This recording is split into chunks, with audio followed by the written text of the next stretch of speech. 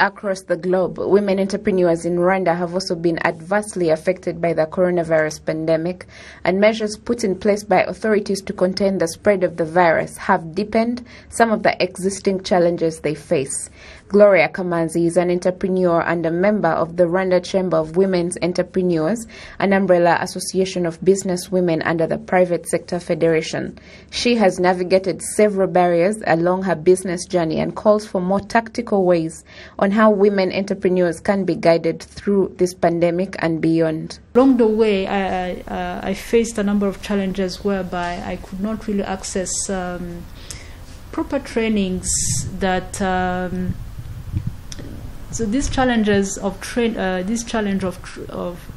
accessing to trainings were on my early stage. So not accessing to trainings that will equip me. So we need trainings that teach us strategies of how to make money in a different way. As a recovery measure, the government of Rwanda has set up an economic recovery fund to mitigate the threats that the pandemic is putting on the sector.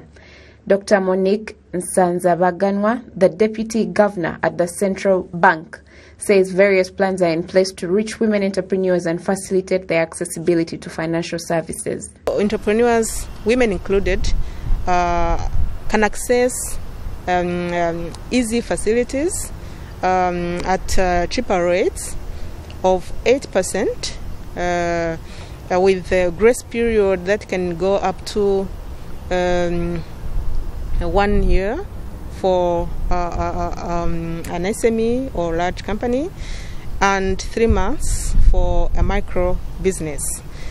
These loans can have a maturity, which means the repayment period of up to 5 years for the large companies and SMEs, and up to 2 years for the micro businesses.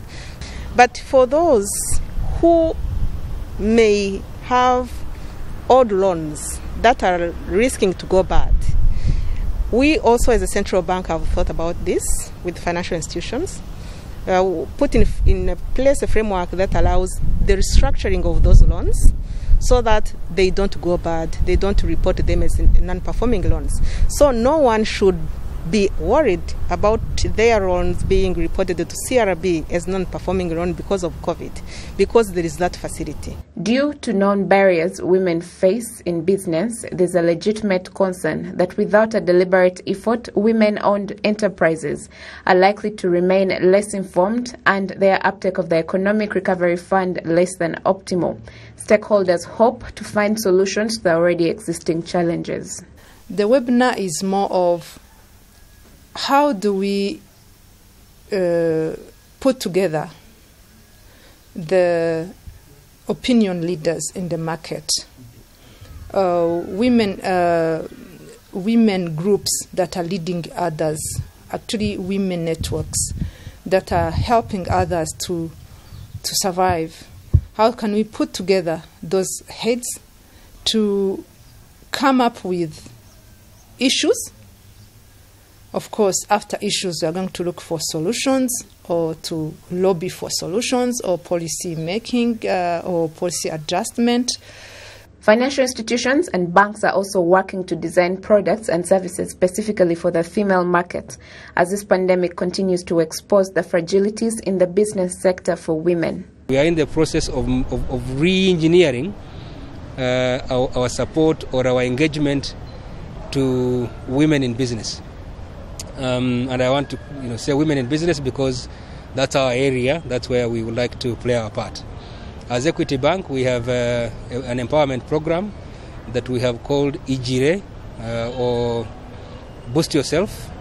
That a program that is intended to boost women in business in whatever activities they are in.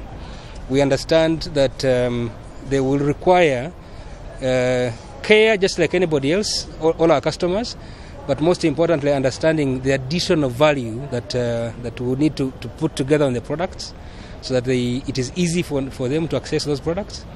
Number two, that those products are actually resolving a constraint in the journey of doing business.